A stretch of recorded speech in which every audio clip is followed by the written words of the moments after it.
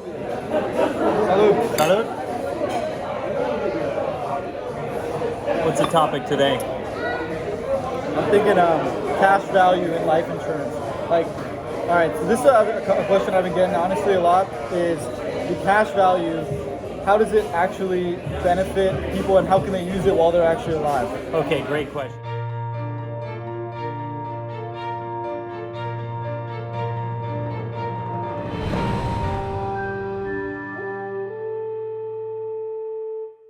While they're actually alive. Okay, great question. So I'm going to answer this in a very sales way. It's not cash value. We don't offer cash value life insurance. We offer high cash value life insurance. That high cash value, meaning it's a high amount of interest that they're going to receive.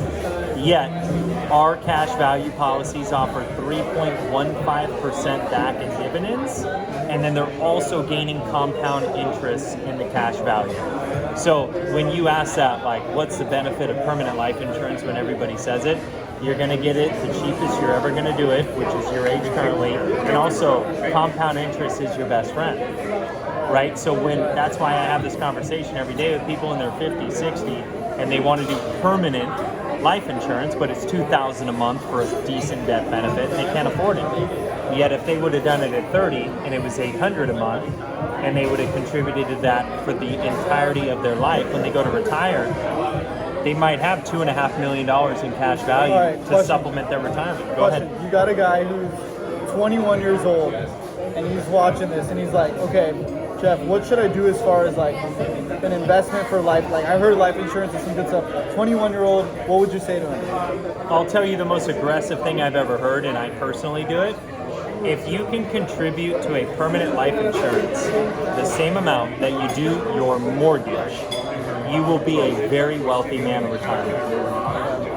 So you don't have to go that extreme, right? Some people may have a mortgage for $3,000, $4,000, $5,000. But per se, let's say a young guy and you've got an extra $300 a month and you want to build it for your family and you know you want to have kids and a family in the future, dump it into a permanent life insurance and add something that will compound throughout your life. Because if you start at 20, you'll have so much cash value at 70 versus if you start at 30 or 40 or 50 or 60, because remember, compound interest is your best friend.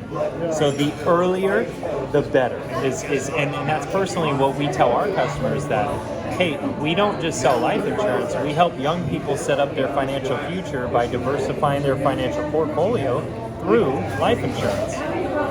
Bada boom, bada bing, baby. That's some good shit. That's some good shit. But dude, no, all right. So these are the questions I've been getting from a lot of people. Okay. The life, like, okay, cash value. How does that shit work? A lot of people have been asking about the human life value. Dude, really popped off. Like, people are really liking that shit. I think it resonates with a lot of people because it makes a lot of sense. The question I got, and I kind of answered it on TikTok, but I answered the question like, how do you value a mom? Let's just say a mom who doesn't have any income. How do you value her human life value if she goes down in a Boeing 747 and just goes, you know, how do you value that mom? Again, I'm not an injury attorney. I just know what they base a lawsuit on. So, I mean, I guess that they would probably base it on like where they live and median income in that sense, right? And not saying that the mom living at home, frankly, also provides a large amount of financial value to the family, because we're talking about daycare now, right? And all those other things that aren't being paid because mom's at home taking care of the kids, and we both know that's the toughest job in the world. Oh, no, it is. Right? So I would imagine that's what they do. I don't know per se, but I just know if somebody's earning an income, that's the first like, okay, well, what do they make? They're just gonna double. They're gonna multiply it by the retirement. Yep. That's a good shit. Maybe the median average of where the area, zip code is that they live, like that's again, I'm not an injury attorney, I don't provide legal advice ever, but that's like what I would imagine might make sense. What else is going on, dude? Anything like important you think of value as far as I think some of the big things that I keep seeing, you know what's a common, actually a very like popular topic on at least in some of my videos is insurance fraud.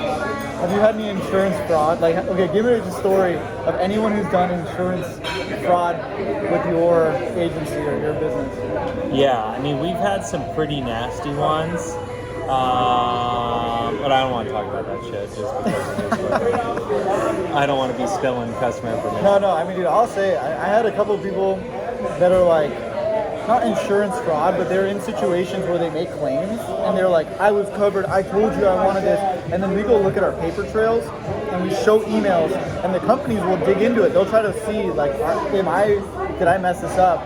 Because that person is entitled to whatever if they're making claims against us, and the insurance company will go dig in, find out, and say, hey, like, here's the records.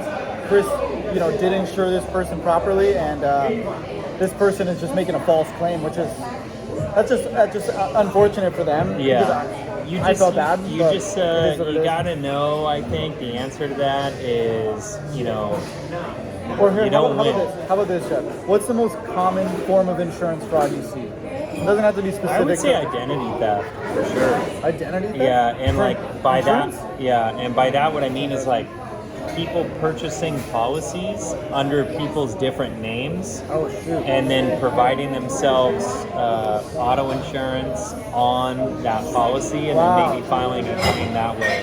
Very Wow. weird, man. I mean, the whole COVID thing, I think, spiked an increase in identity theft. Wow, I never thought of that. Yeah, and no, it's actually happened to us a couple of times. So it's just a very weird, like, Dude, what like the what? Yeah. Dude, so they open a policy. And Obviously, they're they don't not. even- They're really not the person. But the And then they VIN, make a claim? the VIN, the year, make, and model, everything What is all the ready to fuck? roll. Yeah. Are you serious? Oh, thank you, man. We got some But wings.